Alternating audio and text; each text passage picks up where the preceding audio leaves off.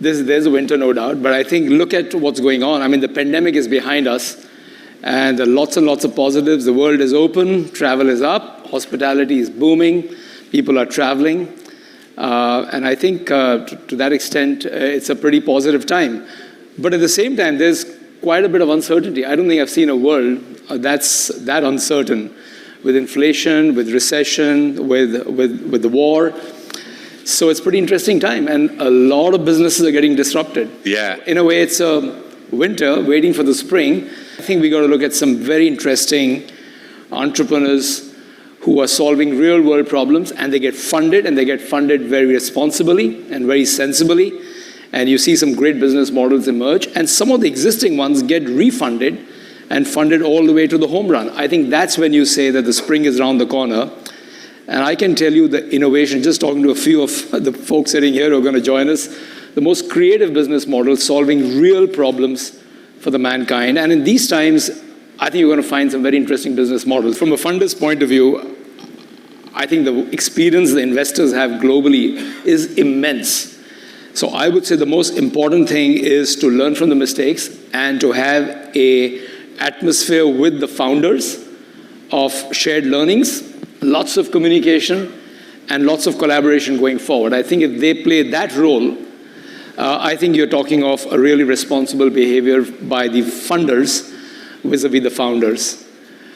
I think as the founders are concerned, I would say not to get carried away with the swagger of money that's egging you along all the time to just grow. I would say sustainability of the business model, cutting out hobbies, having a path to profitability, but yet keeping an eye on innovation. I think that's key. I don't think they should become traditional models. They're the real business models that are innovative in these days, but not to get egged along by investors, to have a sustainable business model. I think that's the responsibility the founders need to play. But look, together, I think if you have a climate of shared learnings and responsibility and responsible behavior, which is not that difficult, by the way, I think this is a recipe for the spring. I think India is going to be the hub of innovation. Frankly, just look at what's happening, this government has done in the past 7-8 years in terms of the impetus towards digitization, democratizing consumption. I mean, some of the things that we have in India are probably par excellent and probably the flag bearers of the world.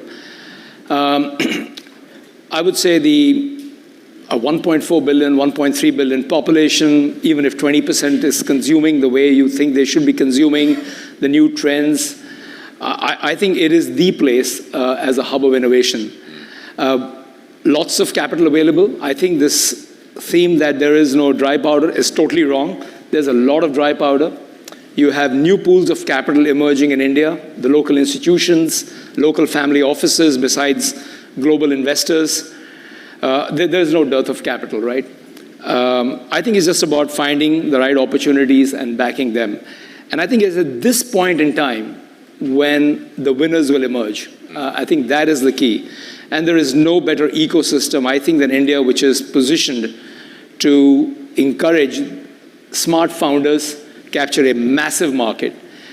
Only two things. I think the founders in India have to look at business models that are real and really solve Indian problems in the Indian market, Indian size, Indian pricing, okay? India's a bit different.